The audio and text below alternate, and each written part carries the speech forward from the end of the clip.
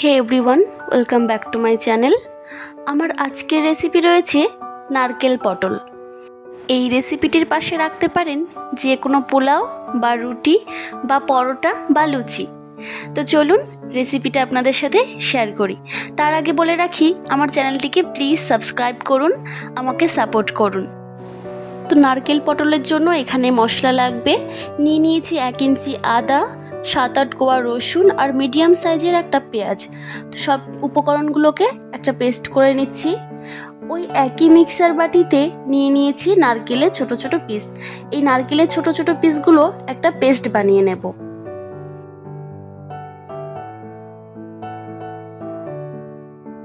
দেখুন, একদম fine paste করে নিয়েছি।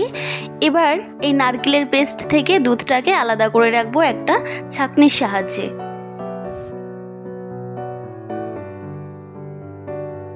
আমি ছাঁকনির সাহায্যে একটা ছোট চামচ দিয়ে দুধটাকে বার করে নিচ্ছি। আপনারা চাইলে সাদা ন্যাকড়া বা পরিষ্কার যে কোনো ন্যাকড়ার সাহায্যে কিন্তু এটা করে নিতে পারেন।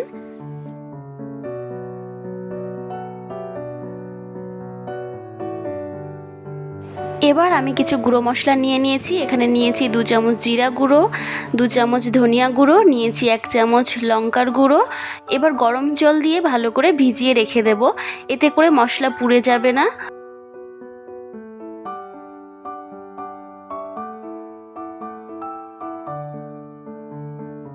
এবার আমি পটল নিয়েছি এখানে।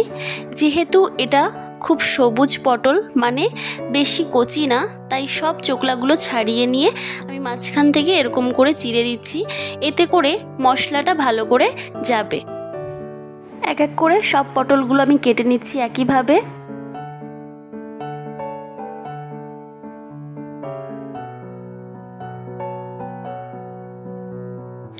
মাঝখান থেকে এভাবে আমি এটাকে অন্য শেপ দিয়েছি, আপনারা চাইলে একই রকম শেপ দিতে পারেন। এটার উপরে কিছু নির্ভর করছে না, মধ্যা কথা মাঝখান থেকে একটু চিড়ে দিতে হবে। তো এবার ভালো করে পরিষ্কার জলে ধুয়ে নিচ্ছি। দিয়ে দিচ্ছি হলুদ আর লবণ ভাজার জন্য।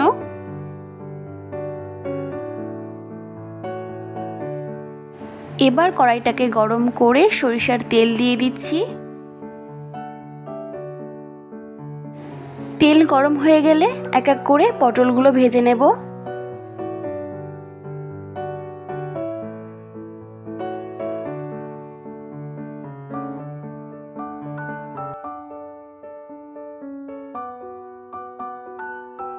একটু লাল লাল করে এপাশ ওপাশ ভালো করে ভেজে নিচ্ছি। যেহেতু পটলের গায়ে চোকলা নেই, তাই খুব তাড়াতাড়ি কিন্তু পটলগুলো ভাজা হয়ে যাবে।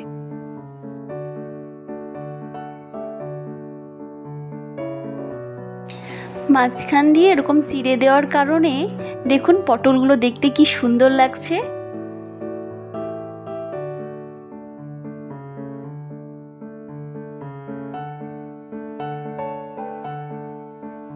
পটলগুলোকে কিন্তু একটু কড়া করেই ভাজতে হবে, না হলে রান্নার শেষে দেখবেন কেমন ফ্যাকাশে লাগছে দেখতে। আমি এরকম কড়া করে ভেজে তুলে নিচ্ছি। পটলগুলো আমার ভাজা হয়ে গেছে। এবার ওই একই তেলের মধ্যে 2টো কাঁচা লঙ্কা দিয়ে দিয়েছি ফোড়নের জন্য, আর একটা গোটা মাঝারি সাইজের পেঁয়াজ, তাকে অর্ধেক করে কুচিয়ে নিয়েছি। এবার ভালো করে লাল হয়ে গেলে পেঁয়াজটা এর মধ্যে দিয়ে দিতে হবে পেস্ট করে রাখা মশলা। 2 চামচ আদা রসুন আর পেঁয়াজের পেস্ট আমি দিয়েছি।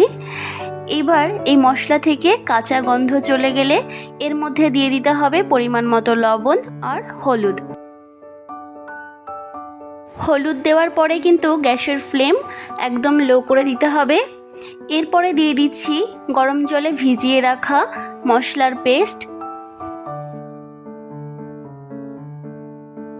এবার মশলাগুলোকে মিডিয়াম টু হাই ফ্লেমে মিনিট 5 ভালো করে কষিয়ে নিয়ে এর মধ্যে দিয়ে দিতে হবে নারকেলের দুধ। নারকেল দেওয়ার সাথে সাথে কিন্তু একটা খুন্তির সাহায্যে এভাবে নাড়াচাড়া করে যেতে হবে অনবরত। দেখবেন কি সুন্দর তেল ছাড়তে শুরু করে দিয়েছে নারকেল থেকে।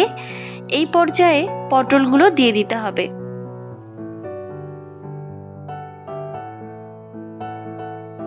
পটলগুলো দিয়ে মশলার সাথে আবারও 5 থেকে 7 মিনিট ভালো করে কষিয়ে নিতে হবে।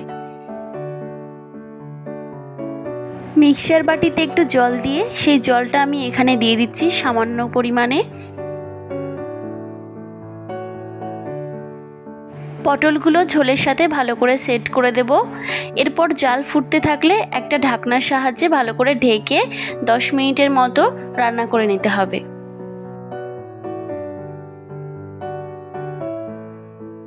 দেখুন কি সুন্দর একটা কালার এসছে। আবারও ঢেকে দিচ্ছি 2-3 মিনিটের জন্য। ঢাকনা খুললেই দেখবেন কি সুন্দর পটল থেকে যেটুকু পরিমাণে জল অবশিষ্ট ছিল সেটা ছাড়তে শুরু করেছে।